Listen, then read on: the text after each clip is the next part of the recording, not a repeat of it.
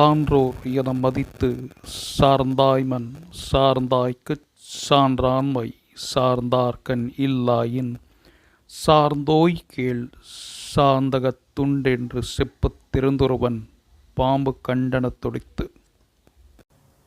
வணக்கம்.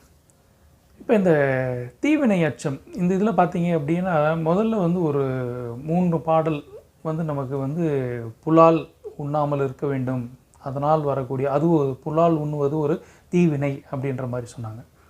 அடுத்து வரக்கூடிய ஒரு 3 பாடல் எப்படி சொல்கிறாங்க அப்படின்னு பார்த்தீங்கன்னா நட்பு. இப்போ நம்ம ஏற்கனவே 2 பாடல்களை பார்த்தோம். அதில் எல்லாமே நட்பு எப்படி இருக்கணும், நல்ல நட்பாக இருக்க வேண்டும் அப்படின்னா. 3வது பாடலும் இது 6வது பாடல், அதாவது நட்புக்கு இது 3வது பாடல். இதுலேயும் அதே மாதிரி தான் சொல்கிறாங்க. என்ன சொல்கிறாங்க அப்படின்னு பார்த்தீங்கன்னா, சில பேரை பார்க்கும்போது ரொம்ப நல்லவங்க அப்படின்னு தான் நம்ம போய் பழகிறோம்.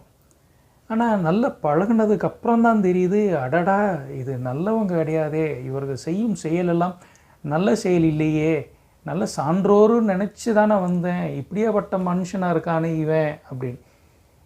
அப்போது இது எதை போல் அப்படின்னு ஒரு உவமை என்ன சொல்கிறாங்க அப்படின்னா, நல்ல ஒரு பெட்டியை பார்க்குறாங்க, நல்ல ஒரு சந்தன பெட்டியாக இருக்கிறது. ஆஹா, நல்ல வாசனை கொண்ட ஒரு சந்தன பெட்டியாக இருக்கே அப்படின்னு சொன்ன ரொம்ப ஒரு ஆர்வத்தோடு அதை திறந்து பார்க்கும்போது உள்ள ஒரு பாம்பு இருக்குதான். அப்போ நீங்கள் எப்படி இருக்கும்? அதே போல்தான் நட்பை ஆராயாமல் தேர்ந்தெடுத்து விடாதீர்கள். பார்த்தோன்னா இது நல்ல நட்பாக தான் இருக்கும் அப்படின்னு போயிடாதீர்கள். நட்பை ஆராய்ந்து தேர்ந்தெடுங்கள் அப்படின்றாங்க. சில பேர் சொல்லுவாங்க, நட்பெல்லாம் அப்படியே வர்றது தானே, நட்பெல்லாம் ஆராய்ந்து பார்த்து வரதா அப்படின்னால் ஆராய்ந்து பார்க்க வேண்டும். ஏன்னா பார்க்கும்போது தெரியாது, வெளியே பார்க்கும்போது நல்லதாக இருக்கிற மாதிரி இருக்கும்.